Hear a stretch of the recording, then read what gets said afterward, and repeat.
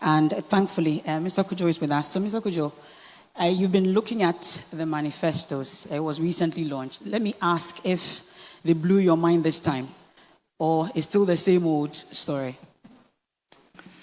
Well, thank you very much. Good morning, everyone.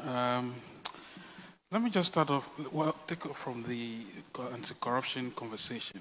First of all, the manifestos, as we've seen them, none of them actually, in fact, most of them are vague on corruption, really.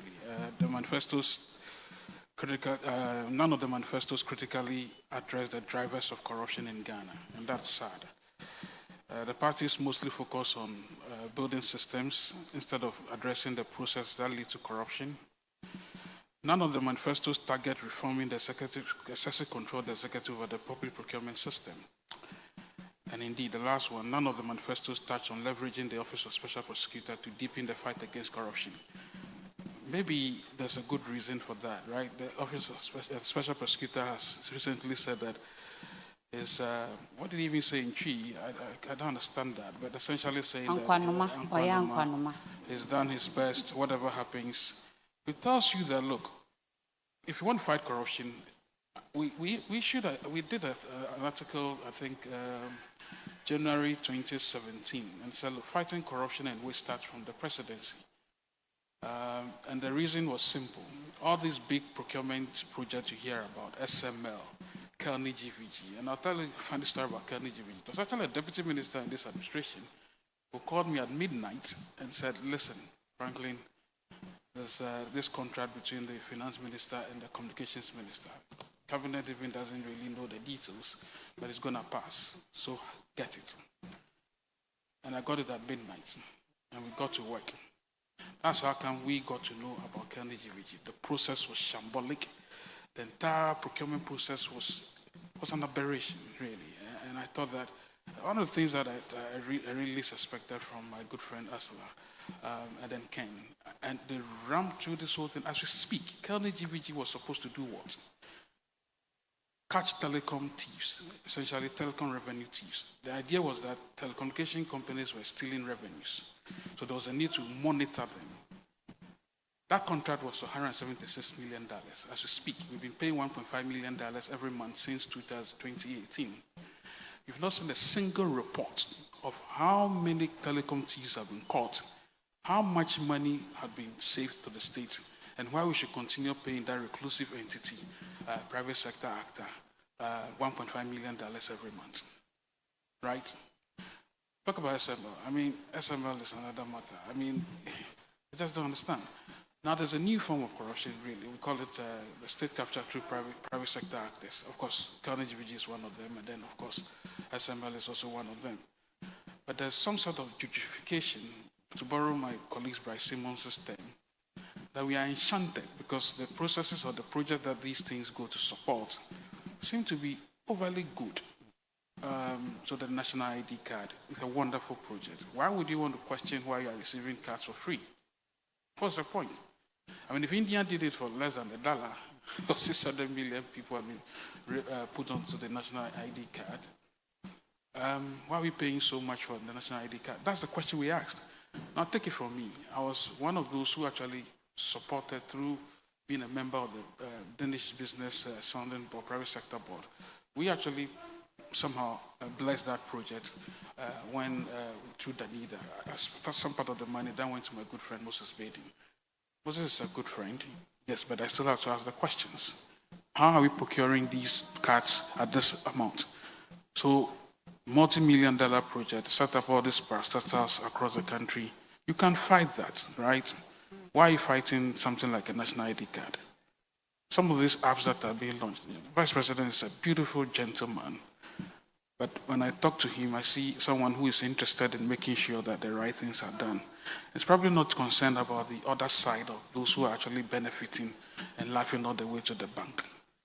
Now, that kind of corruption is the type we are just going to be dealing with right now. As of the other ones, those petty ones, and it's true, I mean, my good friend's lifelong work has been about fighting corruption, really. And she already mentioned some of the areas, bribery and all of that. We should be dealing with that. But at this stage, some of the, corruption has debilitating, high-level corruption. It's what we actually be dealing with. I recall somewhere in 2016, was it not 2006?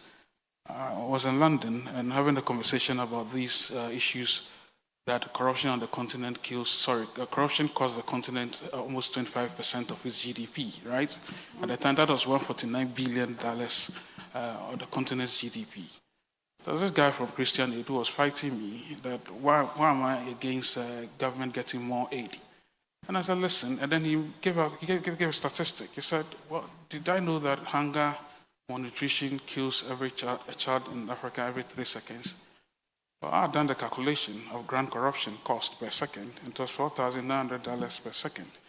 Now, if you got that, juxtapose that over 3, it may sound funny, it may sound propagandist, but that's the way we have to analyze development. So if you do the high level of corruption, let's ask yourself how much $176 million could have been used from Kelny to pay for school fees for kids, buy food for some of these kids, and all of those. Those matters, just let them sink.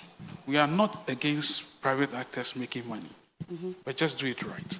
Okay. And on that, on corruption, I think I just want to say something else about you asked me a question about manifesto. We see manifesto as some sort of a legitimacy, some sort of barometer of legitimacy for political party promises. Promises are interesting and are great. I mean, I counted quite a number of promises. I've forgotten the numbers, but I'm sure it will come. And look, I seriously think we need a proper conversation about how to organize the state. There are so many promises. You tend to look at them and you ask yourself, what do we need as a state? What is the optimal size of money the state needs to prosecute the basics of life? Water, electricity, roads, healthcare. Those are the most important things, really. I mean, all other things that we keep jumping about every now and then, depending on the crowd the politicians see, say, oh, my car, my bicycle. It's like, it's become some sort of an ecstasy, really. And just to say that I've looked at the manifestos through and through, a bit of that which tries to address the issues that matter to people, that make it a bit more human or human-related, seem to be the ones that are related to the health sector, water, as I said, maybe education. But we'd like to focus on the governance commitment. So, really dealing with corruption. I thought you gave me a blanket check. So, no. Well, listen, on the governance issues, let me just deal with a few of those governance issues. I yield to the fact that the politicians have now woken up to the idea that we do need a downsized government. And I'm a firm believer in limited government. I'm a libertarian, true and true. So I like, when I see that, I like it. So the MPP says 50 ministers cap. NDC says 60 ministers cap. Movement for Change says 40 ministers cap. Movement for Change has interesting ideas. My good friend Ayariga is here. I've read your manifesto, by the way. I'll speak to that sometime back. And I see all these. By the way, some of the things these parties want to do originated from Ayariga. People do not know. His manifesto actually comes much earlier than the rest, but we don't give him that credit. But just stay on this point about the capping. And that's the club by the presidential candidates of the All People's Congress. Okay. So the capping of this ministerial thing is important. Look, if the NDC and NPP get to do it really, and there's an amendment of the articles, is it 7-1 properly? I'm sure we'll be able to save close to 2.5 billion Ghana cedis, because 1.3 billion for ministerial. I'm very sorry. So if we manage to cap the ministers at 50 and maybe 60, let me go with the MPP formula, because that seems to be a bit more in the middle. So 50, you tend to look at, we did a calculation and it comes to savings of about 1.3 billion Ghana cedis for the duration of the 4 years. hypothetically 4 years. But then if you added that of Article 71 holders that are supposed to be yanked off, something I totally wish we should do immediately. Honorable Gade is here, I don't know what he thinks. We should be making close to 2.5 billion Ghana cedis, right? We can spend about, at the time we did some sort of a referendum, I mean, when we were doing this constitutional review stuff, we spent about 6 million Ghana cedis to go around the country asking for ideas. If we extrapolate that and did some sort of value for, did rationalize for inflation, you'll be needing close to about 32 million Ghana cedis for a referendum of that nature. And trust me, if you add Ghanaians, should Article 71 holders be expunged from the emolument, they'll say yes. Okay. The point